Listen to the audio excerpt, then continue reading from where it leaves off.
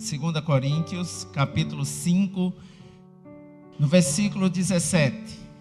E assim, se alguém está em Cristo, é nova criatura. As coisas antigas já passaram, eis que tudo se fez. Estamos vivendo dias de crises. A cada momento que ligamos os nossos televisores ou lemos os jornais, encontramos notícias cada vez mais que traz angústia ao nosso coração, que traz a tristeza muitas vezes ao nosso dia. É normal vivermos em uma vida plena de alegria e de constante felicidade, mas o mundo não está deixando isso acontecer. As divisões têm ocorrido em cada segmento. Haja vista na política, há 2 segmentos no Brasil, um fica de um lado e o outro do outro, e muitas vezes dentro de casa há contendas, há dificuldades de relacionamentos. Assim é nas escolas, como sou professor, encontro todos os dias embaraços para resolver, fora do contexto da ética e da moralidade, em que nós temos que atuar. Às vezes, o que é certo se torna errado perante a sociedade. Estamos vivendo tempos de crises. E em meio a todas essas crises, nos aparece a Covid, que nos faz algo extraordinário, nos reensina a orar. Se há uma coisa boa que a Covid deixa para esta geração, é o desejo de orar.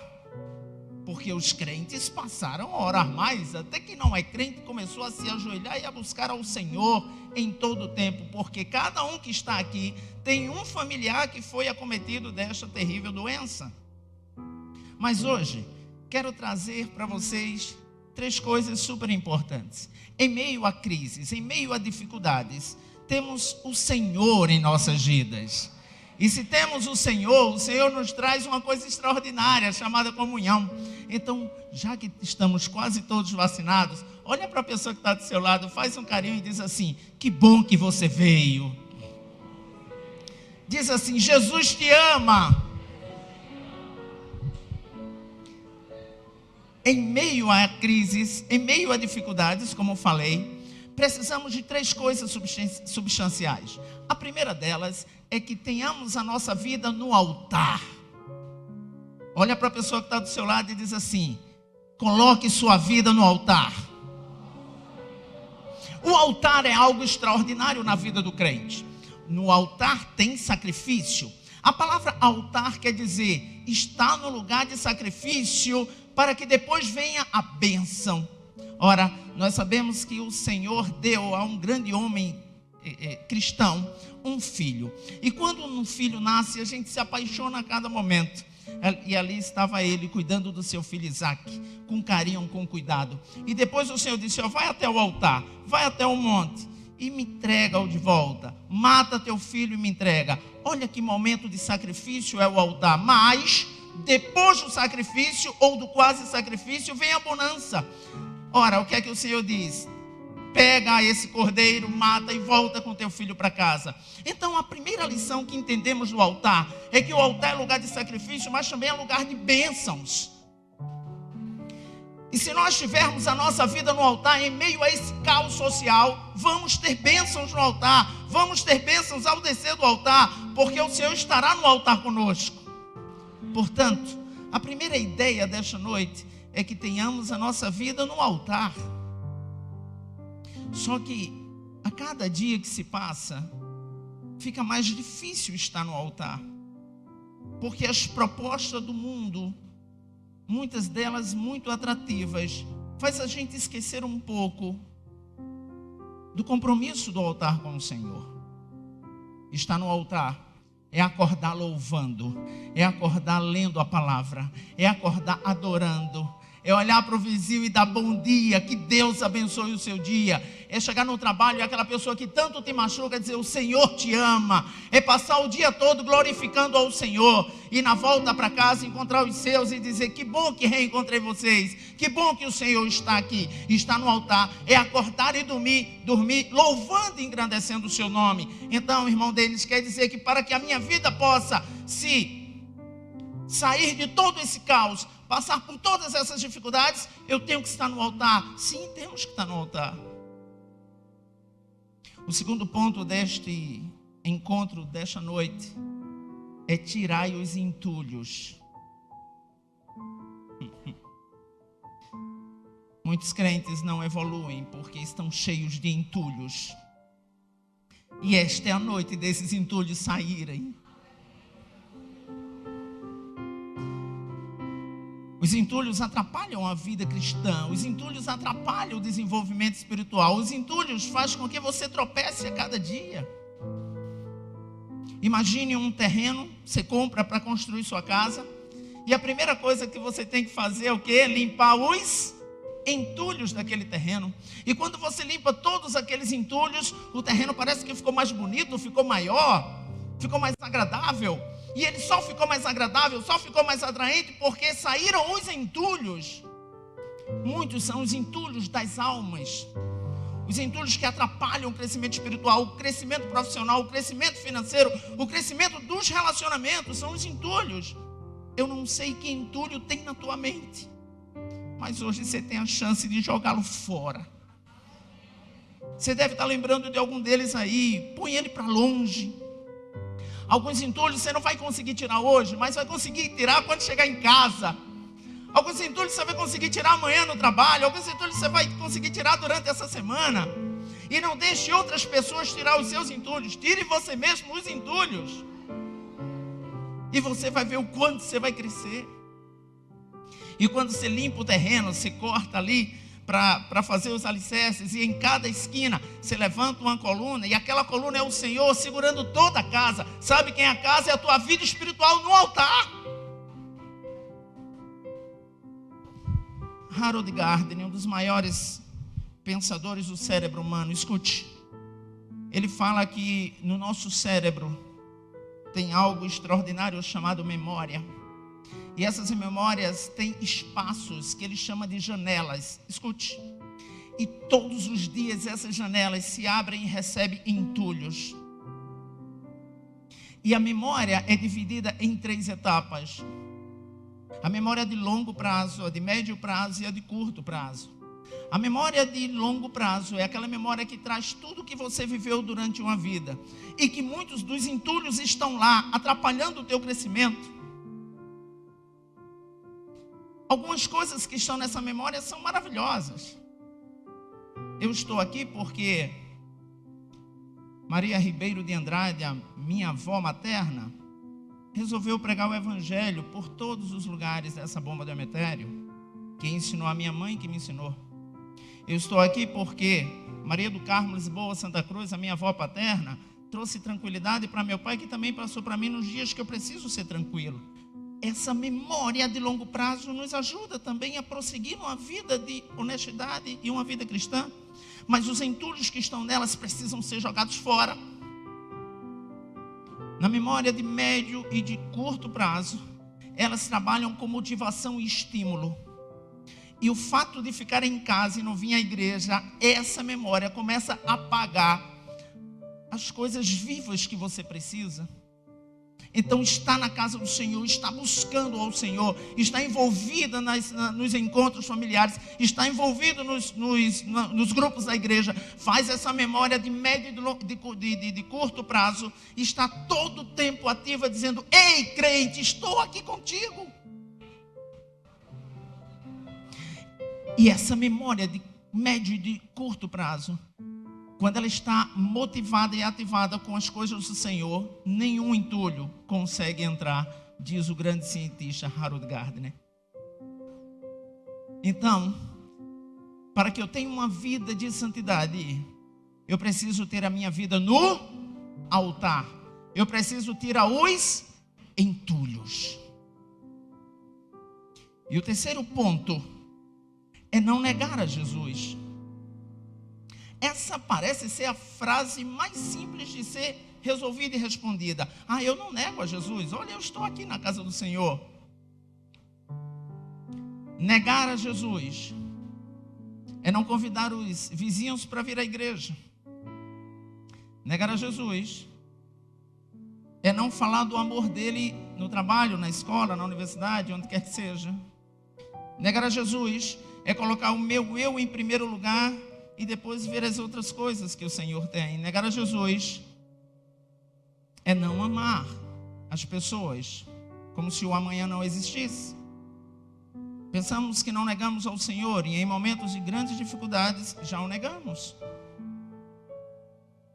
O pastor Hernandes, pastor de São Paulo, foi pregar o evangelho em Cuba, no momento em que Fidel Castro e Che Guevara estavam promovendo uma grande guerra naquele país. E quando ele chega para pregar o evangelho com sua mulher e suas 2 filhas, irmão Hernandes enfrenta uma grande barreira. Quem falasse de Jesus ali em Cuba seria morto. E ele resolveu levar o evangelho para os cubanos. E a guerra que estava acontecendo naquele momento se chamava Guerra de Sierra Maestra. E de repente, pregando o evangelho, ele foi preso. Ele, sua mulher e suas 2 filhas. E numa prisão, eles passaram muitas dificuldades. E todos os dias ele apanhava, sua esposa apanhava, suas filhinhas eram, muito sacrificadas. E todos os dias os soldados gritavam, cuspiam o seu rosto e diziam: nega a Jesus, ou vamos te colocar no paredão. Eu quero que você viaje comigo até essa prisão. Era um grande pátio com uma parede de concreto. E aqui 5, 6 andares com as celas, as janelas abertas. E em determinado momento os soldados pegaram as 2 filhas do Hernandes. E quando pegaram as filhas do Hernandes, colocaram no paredão, enquanto o Hernandes estava ali assistindo a possível morte das filhas. E de repente o soldado grita: Hernandes, nega a Jesus ou a morte de suas filhas.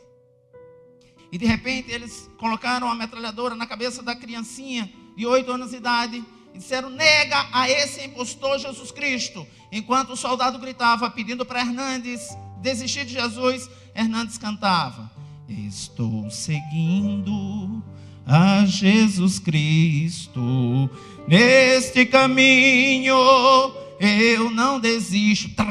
Metralharam a menina de 8 anos, pegaram a de 5 anos. Nega a esse impostor Jesus Cristo a morte. Estou seguindo a Jesus Cristo. E mataram a menina de 5 anos. Nesse momento, aquele pastor estava dilacerado, estava chorando, estava sofrendo, mas existia um Deus que estava confortando o seu coração.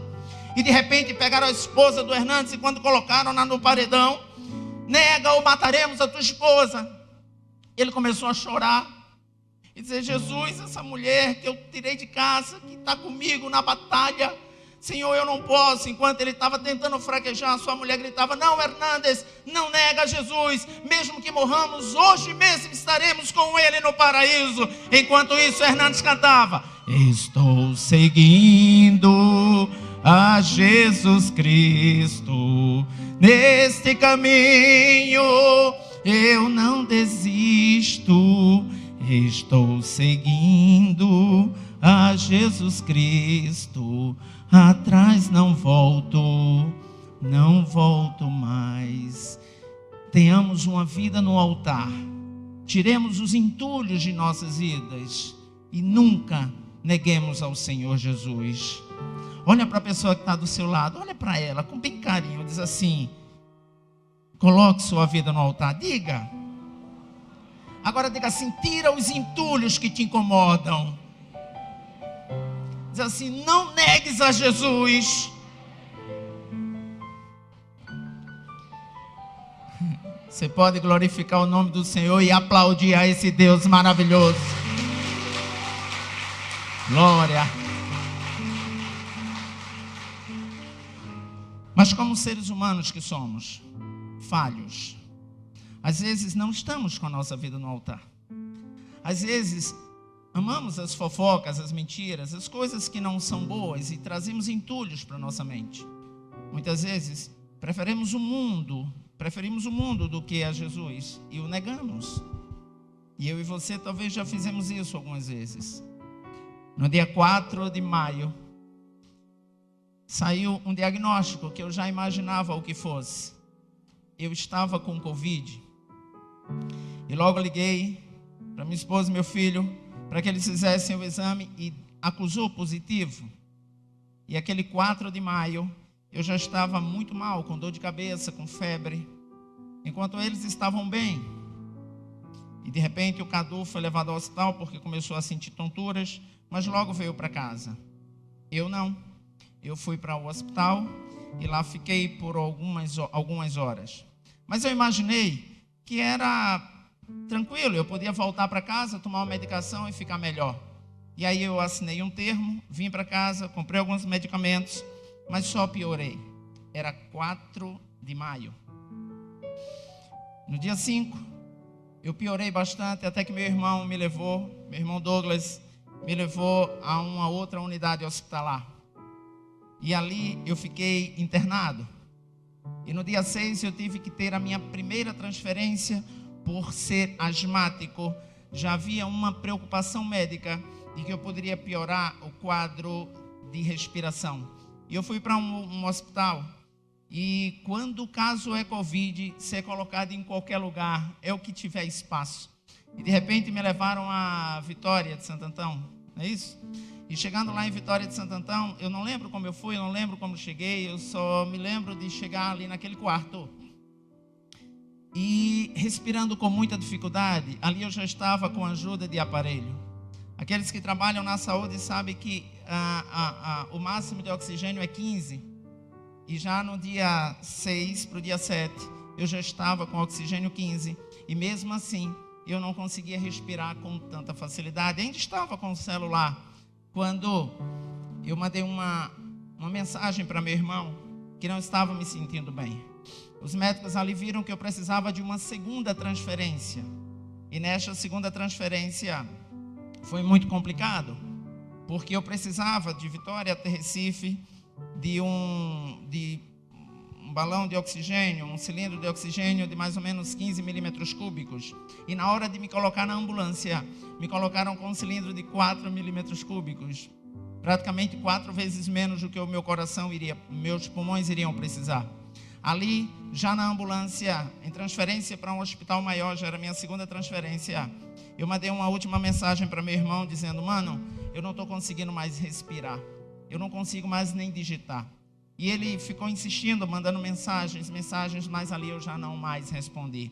Eu morri na ambulância no dia 9 de maio, com a primeira parada cardíaca que tive, porque acabou-se o oxigênio do cilindro, eu não tinha mais como respirar, e ali eu tive morte automática na ambulância, no trajeto de Vitória para Recife. Foram 4 paradas cardíacas em sequência. E ao entrar no hospital Pelópidas, eu não entrei como paciente, eu entrei como óbito. Todas as coisas que eu contar aqui, nenhuma delas eu soube de nada, apenas do que me contaram. Doutora Amanda, doutor Bruno, doutor Paul, enfermeira Penha e o meu irmão, que ficou responsável por receber todas as informações dos boletins médicos e passar para todos vocês. No dia 9 eu entro no hospital em óbito. E ali o hospital me recebe, me coloca lá na UTI, mas de repente perceberam que eu não mais respirava. Possivelmente pegaram um saco preto, já pediram um caixão, que por ser a Covid ele vem blindado. Naquele enterro vocês não me veriam, porque estaria tudo fechado. E de repente, quando a enfermeira chega perto de mim com as pessoas para me colocar no caixão, viram que eu estava respirando. Há um provérbio popular que diz assim: as pessoas só morrem no dia. Desculpe, eu não acredito mais nisso, porque ali era o meu dia e eu aqui estou. Enquanto os meus órgãos que tinham sofrido múltipla falência, nenhum dos meus órgãos respondiam. Ali, enquanto os órgãos morriam, havia uma igreja orando, pedindo para que eu não morresse. Enquanto vocês abriram a boca, pediram ao Senhor, clamaram ao Senhor, choraram diante de Deus, a minha morte estava decretada, mas o Senhor disse: alguma coisa está acontecendo, e de repente eu volto a respirar. Mas, para que tenhamos uma respiração normal e vivamos bem, precisamos de 94%, 95% de saturação, e quando eu volto apenas com 4%, ou seja, era um vivo morto. E ali eles começaram a tentar me ressuscitar, e na UTI eu agora me encontrava lutando pela vida. Enquanto eu lutava pela vida, vocês oravam. E dia após dia se passava. Entrei em coma, óbvio. E aí foram 9 dias em coma. Só que aconteceram alguns problemas nesse meu estado. O meu irmão recebia sempre notícias às 3, 4 da tarde, muito desesperadoras, e passava para alguns de vocês que receberam. Era sempre assim: você tem fé, então ore. Alguns médicos que ali estavam eram ateus. Depois disso, não sei se são mais, mas eles ali diziam para meu irmão que não tinha mais jeito, que iriam esperar 24 horas, porque ia ver se eu respondia. Disseram a ele que a minha glicose estava 400. Não. Acho que na hora meu irmão entendeu errado. A minha glicose estava 968. Os órgãos estavam em condições muito difíceis. Quando viram que eu estava respirando, a doutora Amanda me conta depois que tentaram me entubar a primeira vez. Mas como quando as pessoas morrem, os órgãos incham. Então estava tudo inchado, não tinha como passar nada pela minha garganta. E eles tentaram a primeira vez, não conseguiram. Tentaram a segunda vez, na terceira vez conseguiram me entubar. E ali foram monitorando passo a passo como estaria o meu estado. Sempre que os médicos falavam para meu irmão no boletim, dizia: olha, se ele escapar vai ser um milagre. A gente nunca viu na medicina alguém escapar quando tem falência múltipla dos órgãos. Mas se de repente escapar, ele não vai conseguir andar, ele não vai conseguir falar, ele não vai conseguir fazer nada. Vai ser vegetativo o seu estado. Mas aqui meu irmão estava orando, a igreja estava orando. Esses louvores que aqui foram cantados, todos eles têm uma importância e um significado, porque Deus estava alimentando a esperança de todos vocês. E muitos desses louvores foram pessoas que contaram depois que Deus trazia o louvor para que vocês cantassem. A minha pressão, ela estava num estado nunca encontrado na medicina. Nunca houve uma pressão tão repugente como esta. Em pressões menores, pressão arterial, eu falo, o coração já teria explodido. A minha pressão passou de 32. Quase impossível explicar isso. E ali eu estava com quase 1000 de açúcar no sangue. Eu que nunca tive nenhum problema com glicose. Eu estava com a pressão extremamente comprometida. Os meus rins estavam parados. Eu estava ligado a 2 máquinas de hemodiálise 24 horas por dia. O fígado tudo parado. E eu estava vivendo apenas pelos aparelhos. Até que acontece algo pior. As minhas pernas começam a ficar pretas, porque eu tive trombose em cada uma delas. E aí não circulava mais o sangue. Tiveram a ideia normal de amputar as minhas pernas, bem aqui na altura da virilha, as 2 logo, mas só que não fizeram porque não podiam me transferir de uma cama para o centro cirúrgico. Então esperaram acontecer algum milagre. A doutora Amanda disse que no momento em que tinha que cortar as pernas, ela disse: vamos esperar mais 24 horas. E 24 horas depois, os coágulos sumiram. As artérias começaram a funcionar. A glicose, que era 968, veio para 94.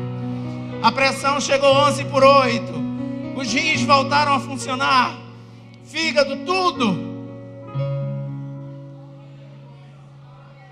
Todo culto que eu entro aqui, eu olho para vocês e eu vejo super-heróis do Senhor. Porque quando vocês abriram a boca para orar, Deus respondeu. Implica dizer que Deus está dizendo: pede mais que eu quero dar.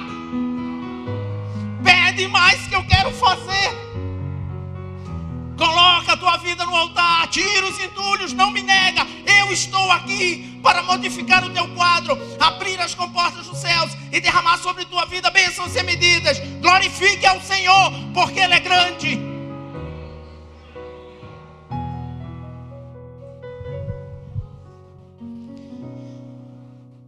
Num dos dias, que não consigo dizer para você, eu enxerguei algo em coma. Por um instante eu senti alguém pegar na minha mão.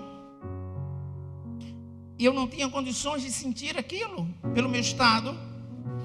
E alguém pegou forte na minha mão. E de repente me apareceu um cenário que eu vou contar para vocês aqui. Quando eu olho, eu estava acordado. Era um cenário de dunas, como as dunas de Natal, como as dunas dos Lençóis Maranhenses, tinha dunas e tinha águas. E era lindo aquele lugar, tinha alguns pés de coco. E de repente, aquela mão que me segurava, quando eu olhei do lado, ali estava o homem de branco. Ele estava com um cinto, meio que uma corda dourado. E eu fiquei querendo olhar o seu rosto, mas ele olhava para o lado, mas era fogo puro. E ele pegando na minha mão, não dizia absolutamente nada. Escute.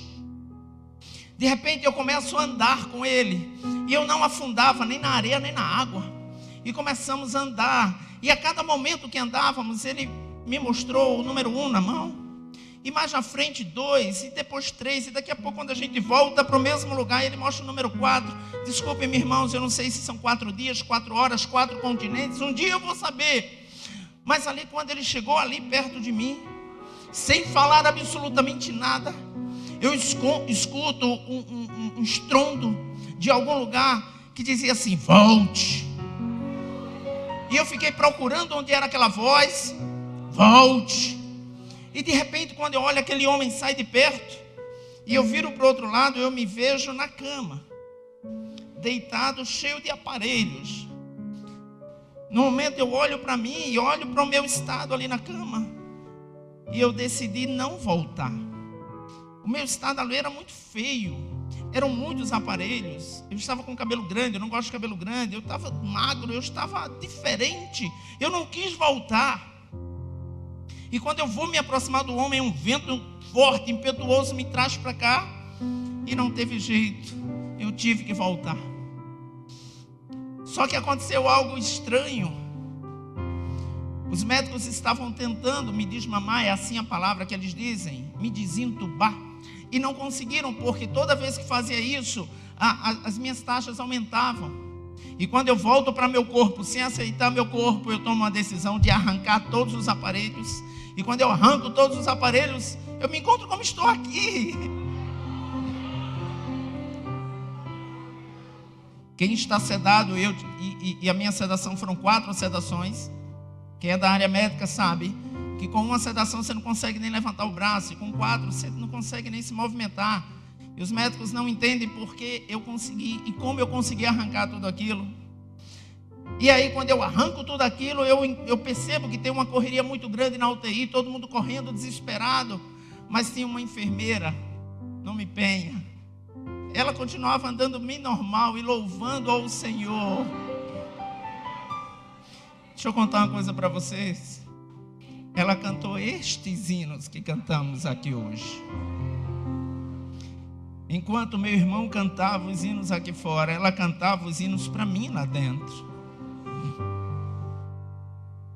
E ali, minha gente, meus irmãos amados, eu comecei a receber visita de médicos, como se eu fosse um animal numa jaula que todo mundo queria ver. Porque algo estranho para a medicina tinha acontecido. Para nós, era a igreja orando.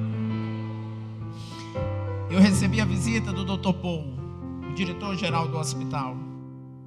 Ele disse a seguinte frase, apertou minha mão e disse: Denis, obrigado. Você me inspira a cuidar de novas vidas.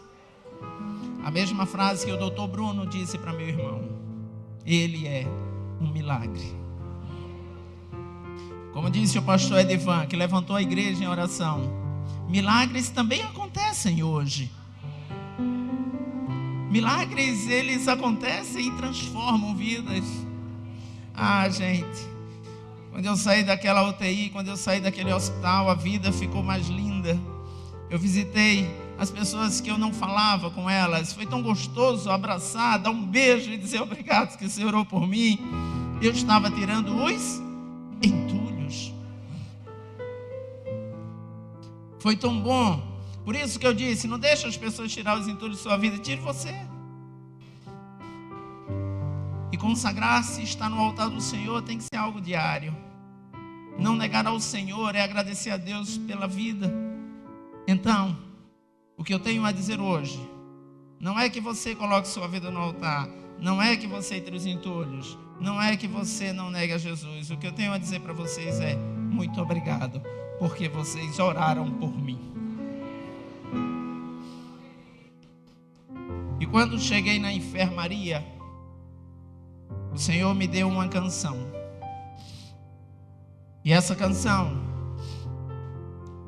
ela ficou comigo durante dias, horas, que estava ali, pedindo a Deus para reencontrar as pessoas. Porque quando eu acordei ali na UTI, eu não sabia o que tinha acontecido. Eu não sabia de nada. Eu pensei que tivesse sofrido um acidente, alguma coisa. Pensei até que minha família tinha me abandonado porque eu não via ninguém.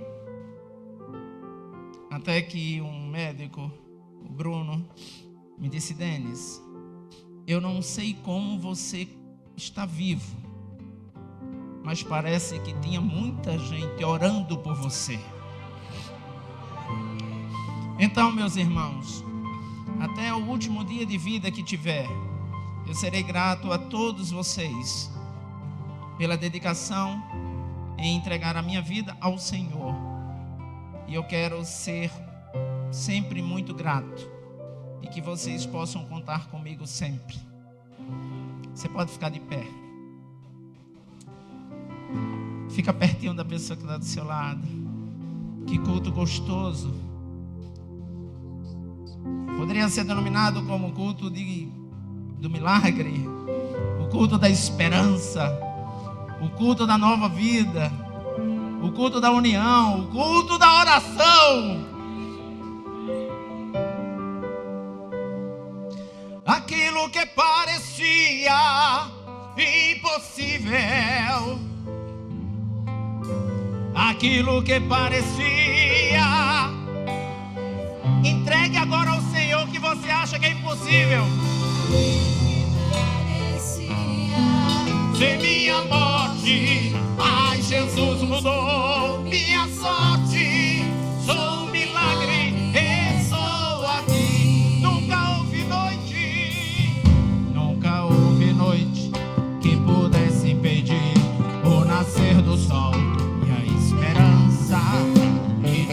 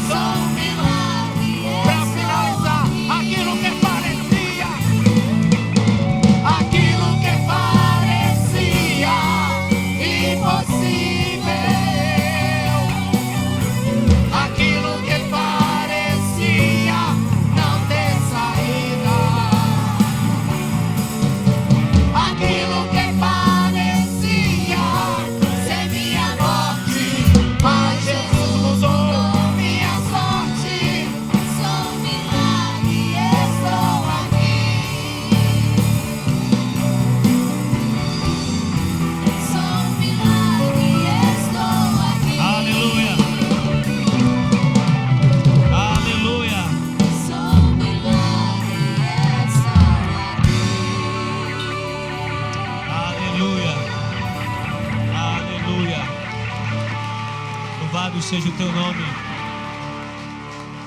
Aleluia.